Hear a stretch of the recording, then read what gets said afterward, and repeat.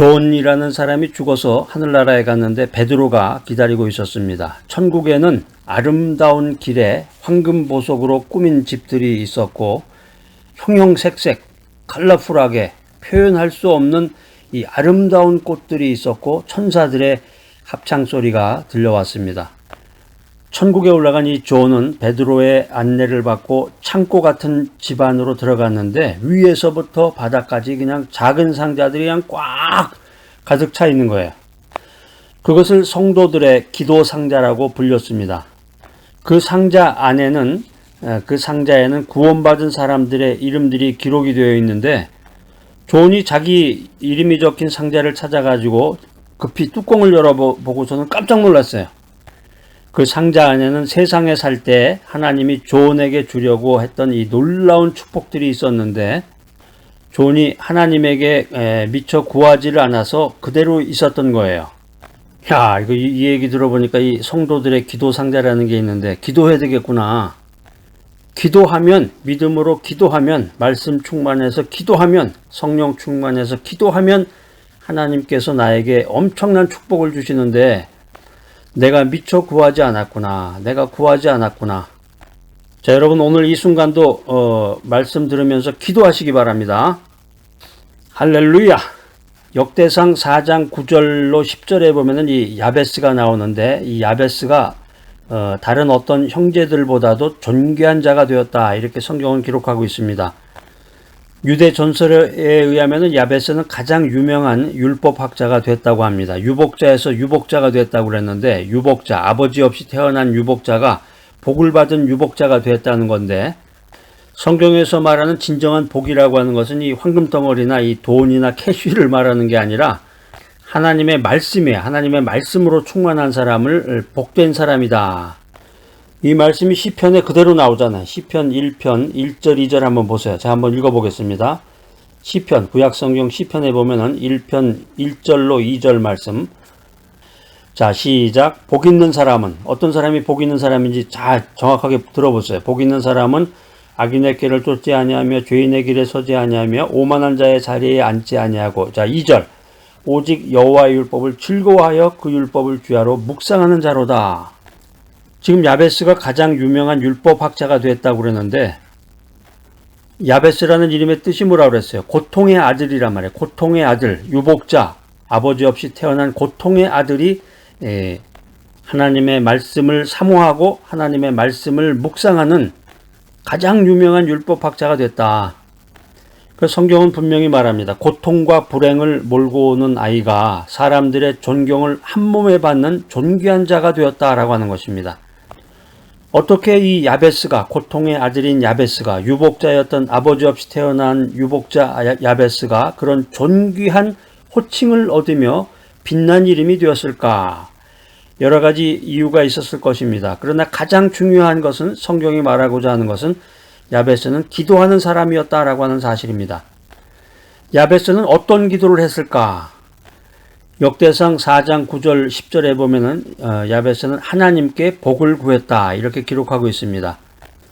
성경에 등장하는 이 야베스의 기도를 조금 더 리얼하게 생생하게 표현하면은 하나님이시여 나에게 진짜로 복을 주소서 이런 내용이에요. 여러분들도 이렇게 기도해 보세요. 주님이시여 나에게 진짜 복을 주시옵소서. 말씀대로 살겠습니다. 성령 충만해서 살겠습니다.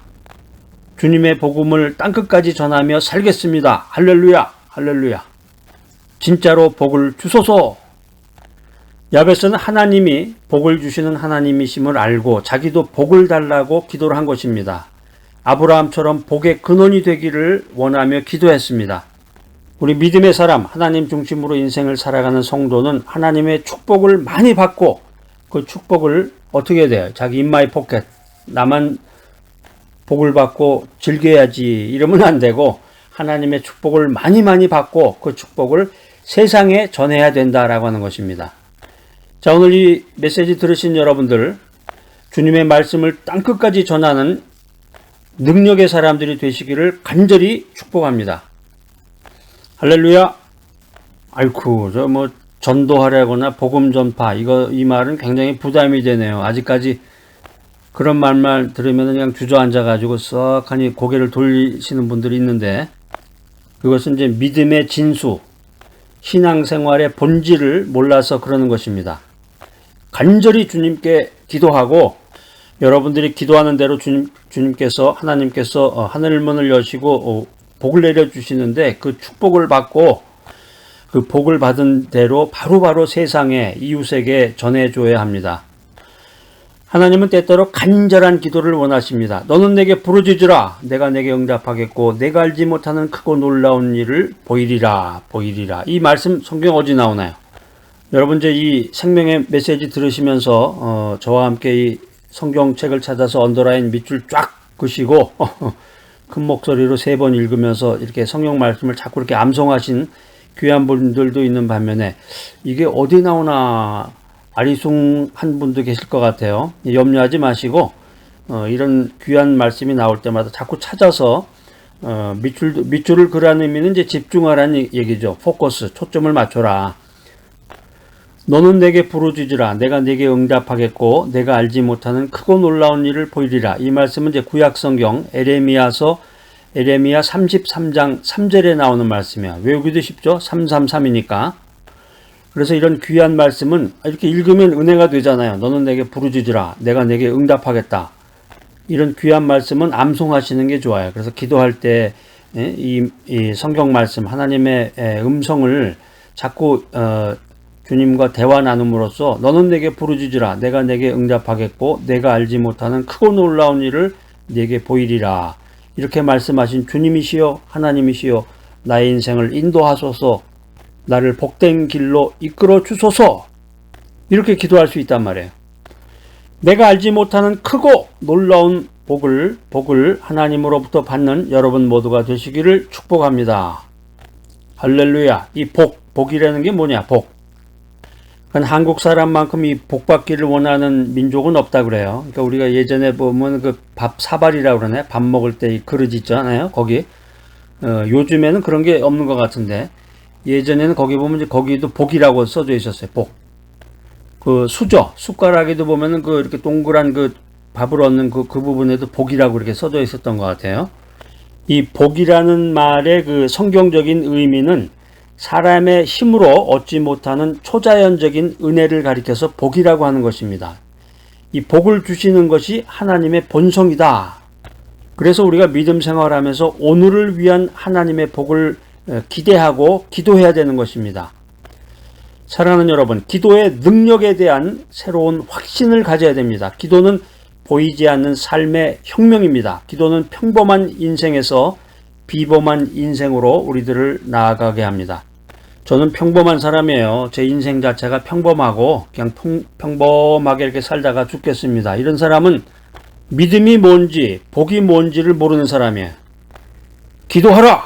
말씀 충만하고 성령 충만해서 기도하라! 기도는 평범한 인생에서 비범한 인생으로 우리들을 나아가게 합니다. 아니 그럼 제가 이 나이에 정치판에도 뛰어들어야 되나요? 정치인이 되고 국회의원이 돼서 비범한 인생을 살아야 되나요? 이렇게 물어보시는 분들도 계시는데, 성경에서 말하는 이 비범한 인생이라는 것은 그런 게 아니라 주님의 말씀을 전하라는 거예요. 말씀을 전하라. 복음 사역자가 되라. 복음 전파자가 되라. 주님의 말씀을 땅끝까지 전해라.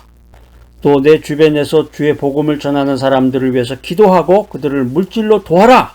이것이 평범한 인생에서 비범한 인생으로 우리를 나아가게 하는 것입니다. 또 이런 질문하는 분도 계세요. 저는 기도를 잘 못해요. 말주변이 없어가지고 이 기도가 어눌하고 말이 잘 안 나온답니다. 그럴듯하고 아주 재미있는 말인데, 하나님은 가장 형편없는 기도를 들으실 뿐만 아니라 위대한 응답을 하시는 전능자이시다. 이 사실을 믿으시기 바랍니다. 내가 말을 어눌하게 하고 떠듬떠듬하고 한 말 또 하고 이래도 이 가장 형편없는 엉터리 기도도 하나님께서는 들으신다. 할렐루야. 하나님께서는 가장 형편없는 기도를 들으실 뿐만 아니라 위대한 응답을 해주시는 전능자이시다라고 하는 것입니다. 부정적인 형편과 상황 속에서 야베스는 절박한 심정으로 기도해서 마침내 그의 인생을 바꾸고 복을 받게 되었다. 역대상 4장 9절로 10절 말씀에 보면은 이 야베스는 살아계신 하나님을 향해서 복의 근원이라고 컨페스합니다. 고백합니다. 그리고 하나님께 도움의 손길을 간구했습니다. 깨어 기도하기를 힘쓰며 기도 응답의 약속을 굳게 믿었습니다. 그래서 야베스의 기도는 마침내 응답이 되어서 환난과 근심으로부터 벗어날 수 있었던 것입니다. 그리고 야베스는 율법학자로서 매일매일 성경 연구에 힘썼습니다. 야베스가 구했던 복은 말씀을 구한 복입니다. 야베스가 간구했던 복은 황금덩어리, 돈이 아니라 야베스가 구했던 복은 하나님과의 동행을 요구했던 복인 것입니다.